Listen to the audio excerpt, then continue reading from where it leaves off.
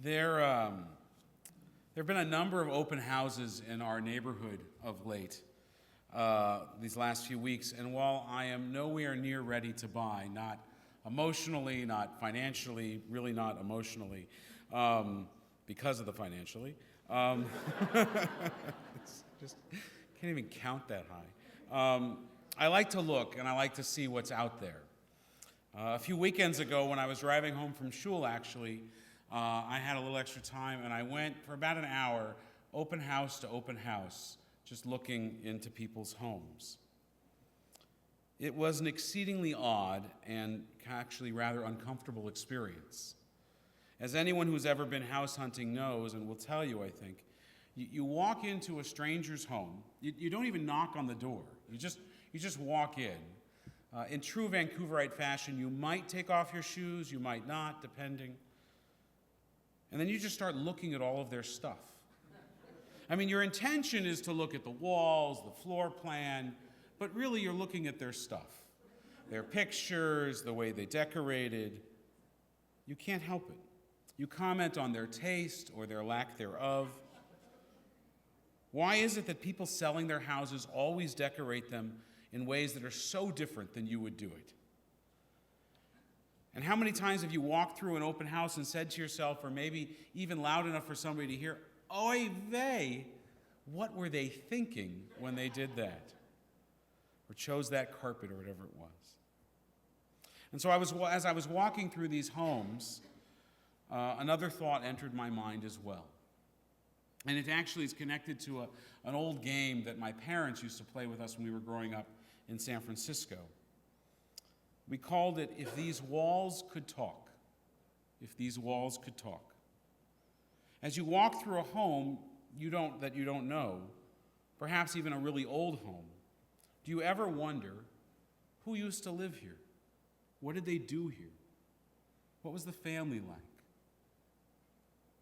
I do. I walk through these homes and I see a bedroom that was added on, and I wonder if it was added on for a baby that was just born, or for an aging parent that came back to live with their children. I walk through a kitchen and I smell the smells and wonder what the family dinners were like there. Did they have a Seder? Did they have Thanksgiving? Where did people sit? Where would they hold the birthday cake when they would have a birthday dinner? In one of the homes that I visited, there was a mezuzah still on the doorframe. By the way, it's Jewish custom that if you sell your home to another Jew, the new owner, that you should leave the mezuzah on the door. It's also Jewish custom that if you bought the mezuzah in Israel and it's really special to you, you go to the gift shop, you get another mezuzah, you put that on the door. And I wondered if the family belonged to a synagogue. Where did they light their Shabbos candles?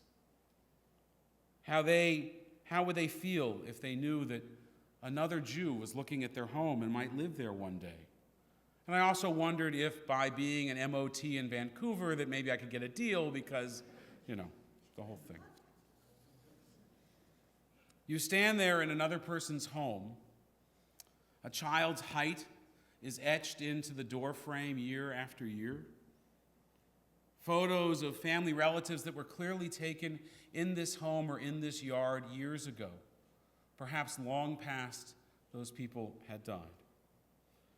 You walk into a home and there's a hospital bed in a downstairs bedroom.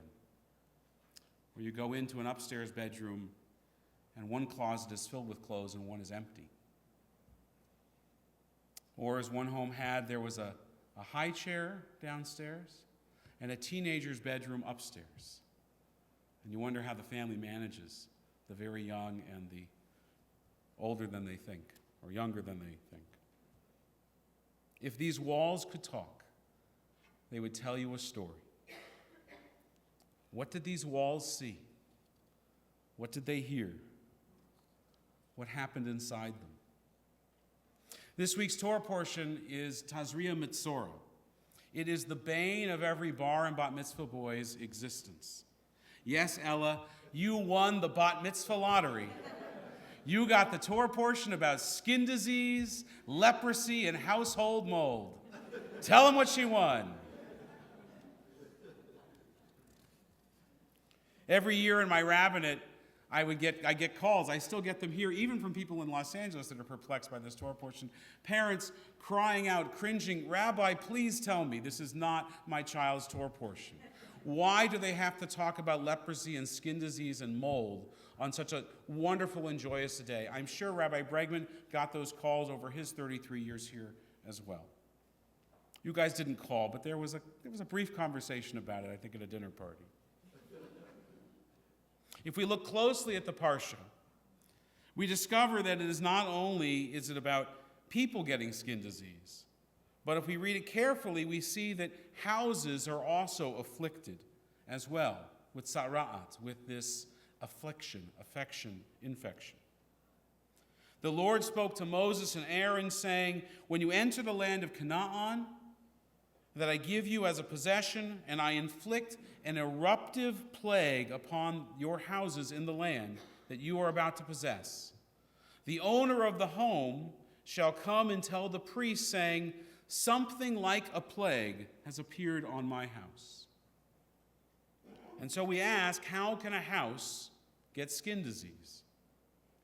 The answer to that question really is found in our answer to another question, which is, how do people get it? And this is not a medical question, this is a theological question that our Torah raises. It's not trying to be a science book here. It's trying to be a philosophical book. On this answer, though, the Torah is rather unclear. It just says that people get it. It doesn't tell us how. But commentators over time have deduced that one was afflicted with skin disease if they were a gossip, if they told rumors and spoke lashon hara, spoke badly and poorly about others. And they find this example actually in what Miriam says about her brother Moses when he marries a Cushite woman and talks badly behind his back, and other times when others speak poorly about others and they're afflicted with sara'at, they're afflicted with a skin disease. And the punishment for these individuals who are afflicted seems to support the conclusion that it is gossip that gets them this disease. Because these individuals would be not treated for the skin disease that they had, as one might think would happen if one was struck with a medical condition, but rather they were kicked out of the community. They were isolated, presumably to go and to feel anguish over what they might have done, or actually what might be being said about them in their absence, because nothing defeats or harms a gossip more than people gossiping about the gossip, perhaps. Quarantined, they could not continue to spread that gossip and rumor. And then they were not allowed back in until they had done tshuva, until they had repented for what they had done. And gossip and spreading rumors about someone is a very difficult thing to repent for. We remember the story that almost every rabbi has told on the high holy days of the feather pillow, and how when you say something about someone, it's like opening up a feather pillow to the wind. You'll never get all the feathers back. But how then does a house commit the sin of gossip? So Rabbi Yehuda Leb Alter of Ger, who's also known as the Sfat Emet, and his name is important here. His name means lips of truth. Lips of truth. He was a great Kabbalist and Jewish commentator. He died in 1905. And he answered this question in a very mystical way. For the Sfat Emet, the disease on the walls of a house is a symbol for the sin within, as it is the walls of houses that are witnesses to the sinful behavior of those who dwell within them. For the rabbi, the walls may not talk, but for sure they listen, and they hear all that takes place within them, and they echo what occurs therein, and they bear witness to it. In the case of a house stricken with a plague or mold, they reflect back the infectious, contagious, and sometimes deadly and often hurtful speech that all too often takes place within the walls of homes. Hurtful words and slanderous accusations that exist between spouses, between siblings, amongst family and friends. Imagine for a moment if the walls of your home could speak, if they could stand on this bima and say to all of us what they hear inside. What would they say?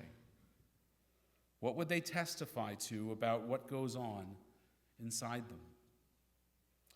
Judaism, through this Torah portion, teaches that this is not simply a fantasy, an interesting parlor game to play. It teaches that it's true, or at least it suggests, at least, that we should live as though it is true. There is no hiding ourselves in our own homes. Not from each other, not from ourselves, and not from God.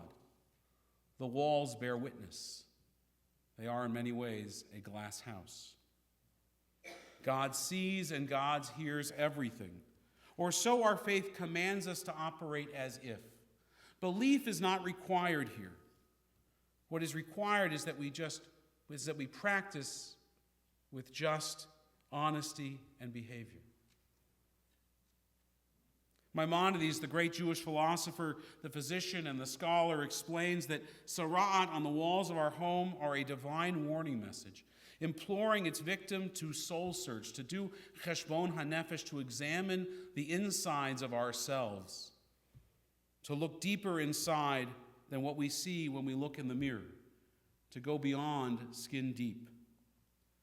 In Maimonides' progression, the affliction would start by affecting the house, and then the furniture, and then the clothing, and finally the body itself. From the periphery to the center of the victim's reality, that what we think is external to us will become internal and personal if we don't confront it, if we don't deal with it before it consumes us, infects us like mold taking over your house. The rabbis of the tradition teach that we should make our home a mikdash me'at, a sanctuary in miniature, a smaller version of what happens here. And that like that holy sanctuary of a synagogue or the temple in Jerusalem, only holy and sacred and worthy things should take place inside the walls of our home. When I counsel couples about being married, and you guys are getting married in a few weeks and we've talked about this, I remind them of this teaching from our tradition, encouraging them to set aside a room in their house where they don't fight, where they never fight. A sanctuary where only words of kindness and love are exchanged, where only holy things take place.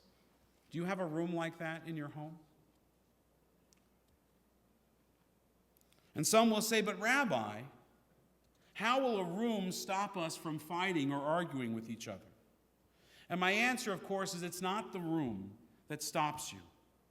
Rather, it reminds you that there are limits, that there are boundaries, that there are lines of holiness that we do not cross.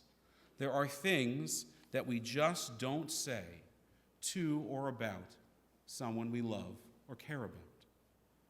The words that come from our own lips must be stopped by our own lips. The midrash that I shared as we lit the Shabbos candles, it informs us that our matriarch Sarah, that her Shabbat candles burned from Shabbos to Shabbos, 7 days, so that there was never a moment in her tent that was not a moment of holiness. And this tradition was passed on to her daughter-in-law Rebecca, and that each generation should strive to mirror this example, to make our home a place where holiness is never extinguished, a candle that never burns out. For a house to truly be a home, a mikdash me'at, worthy of the sacred things and the memories that are created within its walls, we must be mindful of what we say, mindful of what we do within them.